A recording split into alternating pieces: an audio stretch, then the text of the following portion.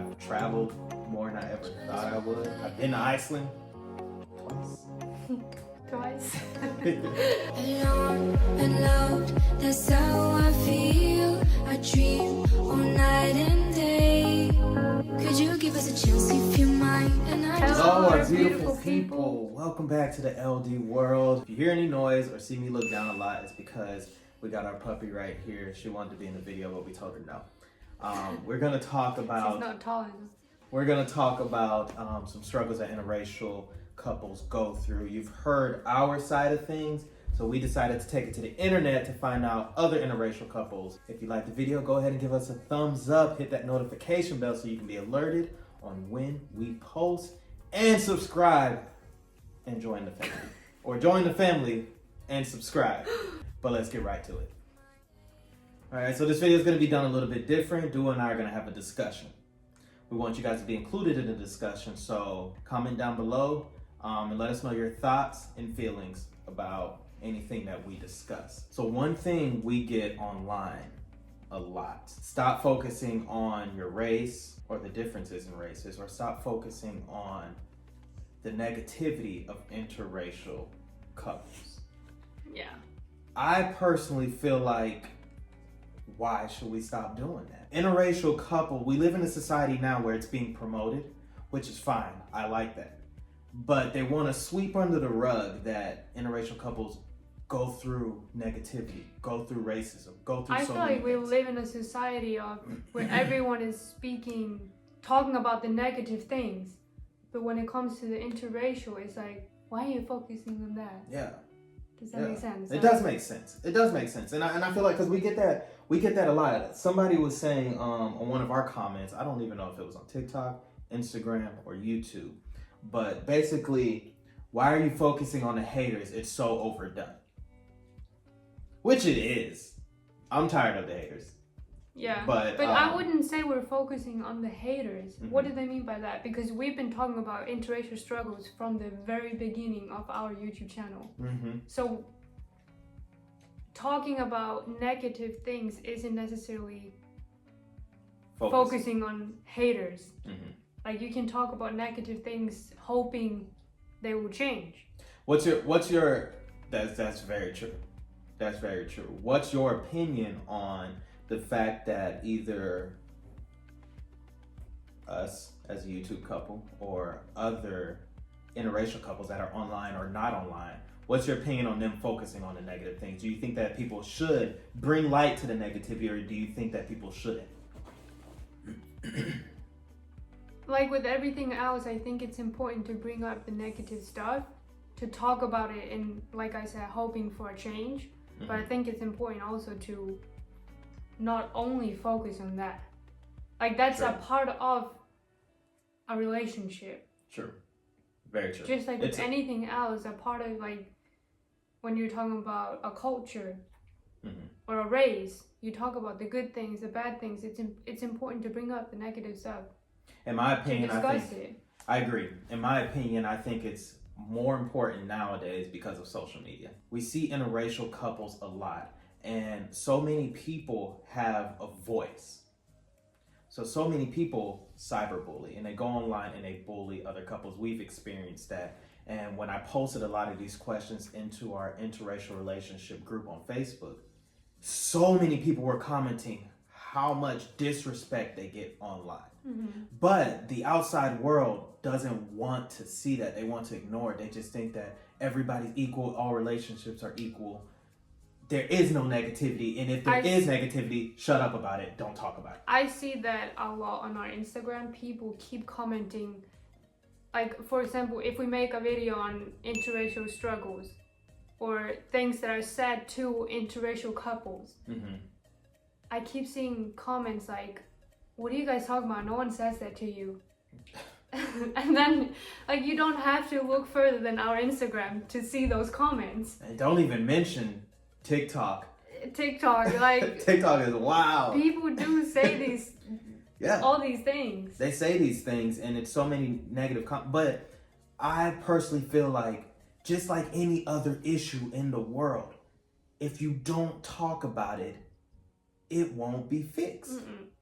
If you don't shine light on it, it will not be resolved. People are going to continue doing it, and they're going to do it and act like they're not doing it and act like everything is okay. When there's people like us who are being hurt constantly, but they have nobody to talk to, because as soon as they bring it up, somebody's like, you don't go through that. It's 2020. No one cares. It's 2021, but I get what you're saying. But you don't go through that. Nobody cares that you're black and this person's white or anything. People care. People care. It's out there. Racism still exists, even though the media is trying to push that it doesn't. It still exists, and we're not saying this from our point of view. I'm saying this from the point of view of all the other interracial couples that were a part of our group saying this as well. So I was asking people what were some of the issues they faced and how did they overcome it.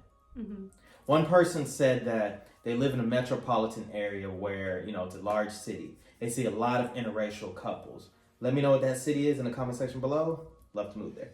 But they see a lot of interracial couples, so they don't necessarily get a lot of hate in their city.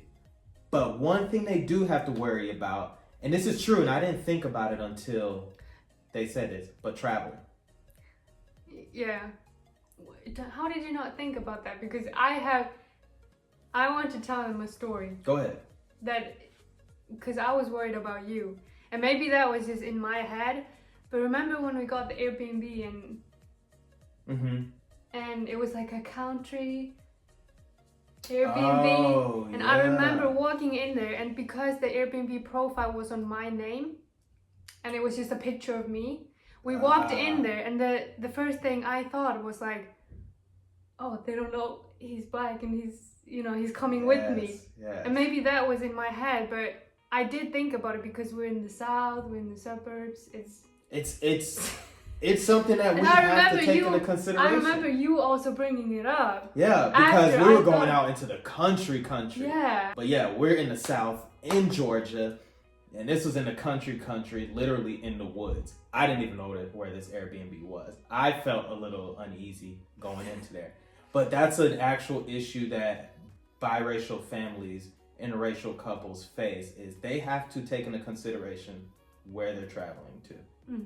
It's a thing, and maybe people up north, I never experienced this up north as I do down south, but yeah, but I think it's just like it is in our head because we know it could happen. Yeah, very much so, especially in the South, and that is a discussion that people have to have with their families.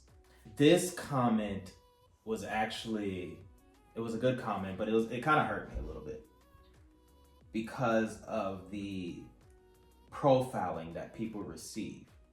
Now, this person was saying that her husband gets profiled a lot, but her husband is African. You hungry? That was my belly. I am really hungry. I'm trying to push through the video. But her husband is African. Yeah. And the profile that she was getting was, why are you with an African man?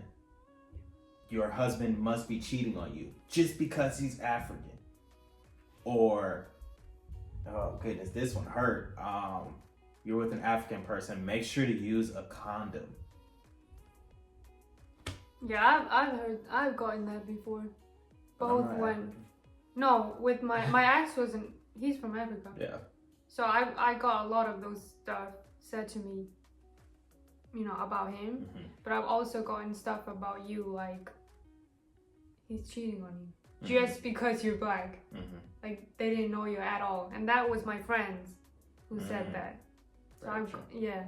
So the profiling is a serious issue for a lot of interracial couples. The person who commented on, who wrote that comment on the post, said that the only way that she is able to overcome it is by following her husband's lead. What she meant by that was basically that her husband wasn't bothered by it, so she became unbothered by it. But I don't know her husband, I don't know this person, they just commented on the post. I think that this is just my personal opinion, but as a black male, we're bothered by it. But we live in a society where men cannot voice their feelings, cannot voice their hurt, cannot express how they feel. And when they do, oh, be a man. You shouldn't be feeling pain. You shouldn't be feeling hurt.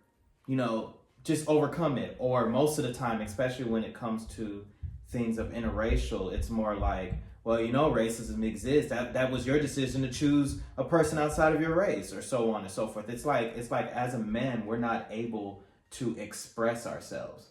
So in the eyes of someone else, we may look strong and be like, oh, just ignore it. But deep down inside, it's like, again, I've been married to this person for this long and I'm still getting this.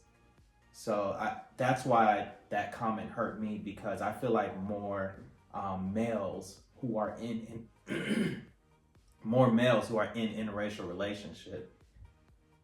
relationships do not have anyone to talk to about the pain and the hurt that they go through on a daily basis. Yeah. And it doesn't matter what kind of interracial relationship you are. It doesn't matter if you're a black man with a white girl. It doesn't matter if you're a white man with a black girl. It doesn't matter if you're Asian with a white person.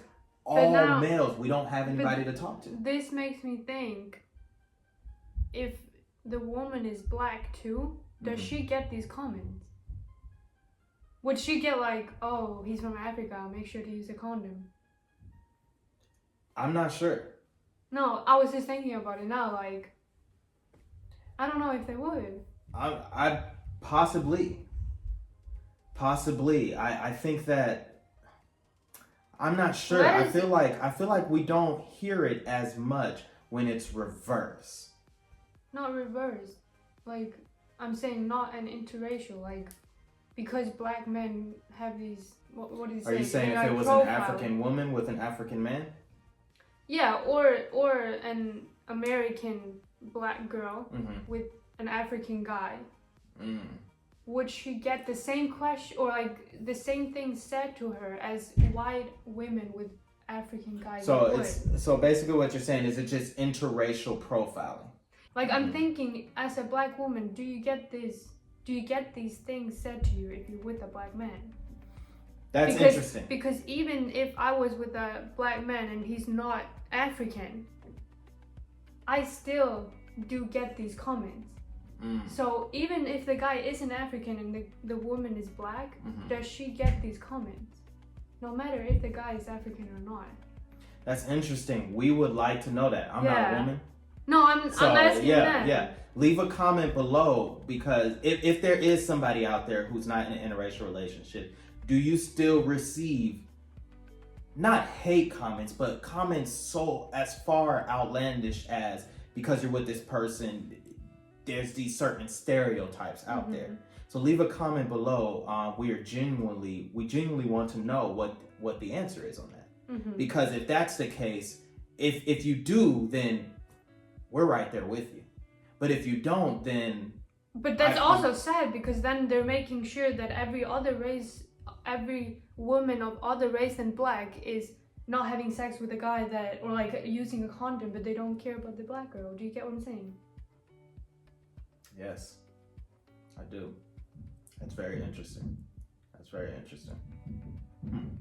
Comment down below. Let us know what you think, because we really want to know what that is. A lot of comments that we were getting were a lot of profiling, especially online. One person said that a lot of people do those hateful profiling because they're unhappy within themselves and they have to unleash that hate on somebody else, which I agree with that.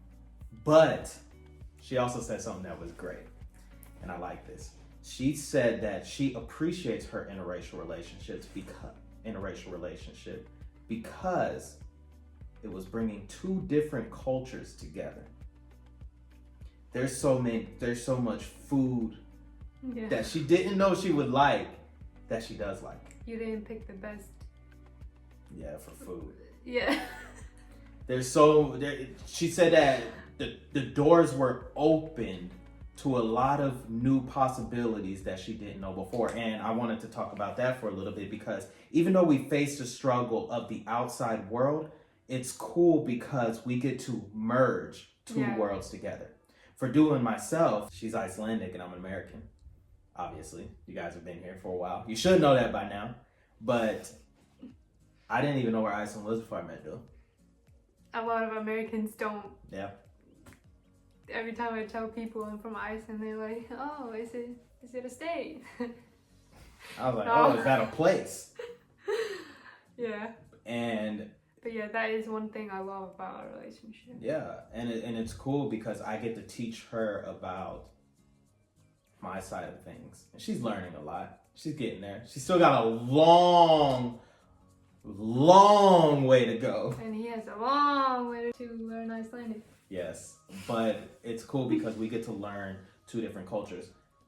Dua is European. She knows like 3 languages. So she's teaching me Icelandic and Spanish. And that has really broadened my horizon. I've traveled more than I ever thought I would. I've been to Iceland twice. Twice. So I think that's, I don't know, that's cool. Whether your partner is from another country or from the same city, 2 cultures being merged into one. It does also make you more, even though you think you're open-minded, it makes you even more open-minded. I feel like I thought I was really open-minded before I met you. Mm-hmm. But the more I've gotten to know your family and how you guys do things, you start respecting how people do things. Sometimes you're like, why do they do that? But after being with you for 4 years, I'm like, you know what? People do things. Yes. Yeah. So it really broadens your horizons. It takes you outside of your box. Yeah. I feel like as Americans, we're inside this box. Wake up, go to work, get off of work, come home. Now you chill and watch Netflix, eat, whatever, go to bed. You do that on a daily basis. 2 or 3 times out of the year, you'll go on vacation. Oh, I might go to another country, visit it for a week or 2, and then you come back home, you're right back into your same cycle. When you're in an interracial relationship, your brain is challenged 10 times more because you have to jump outside of your own box to merge with somebody else who is from a completely different background than you. You might so many things that change. Yes. Like you have to. Like my breakfast. They may speak a different language. And my breakfast. What do you mean your breakfast? This girl eats bread on a daily basis. And I'm over here like, why are you eating so much carbs? But that's what they do. And yeah, we have a toast. Yeah, toast is like their thing. I mean, toast might be your thing. Yeah. But you're not me. That's not my thing. But I mean, there's so many different things that have changed. And I think that challenges individuals and open them up a little bit more. Yeah. So that's pretty much all we have for today with our discussion on some of the interracial struggles that other people have faced and ourselves and how we have overcome them and why we have to overcome them. This is an open discussion. We know we'll probably receive some negative comments, but whatever you guys have to say, leave them in the comment section below. We'd love to chat with you. If you have anything to add to this video, leave it to the comment below. We would love to chat with you. But you guys know what to do. If you like this video, go ahead and give us a thumbs up. Turn on the notification bell to be alerted for when this video comes out and the one right after. Subscribe by hitting that subscribe button. Join the family and we will see you guys. We still play as we were friends. I hope somehow I always will meet again. It's time to care. We should just share love one day.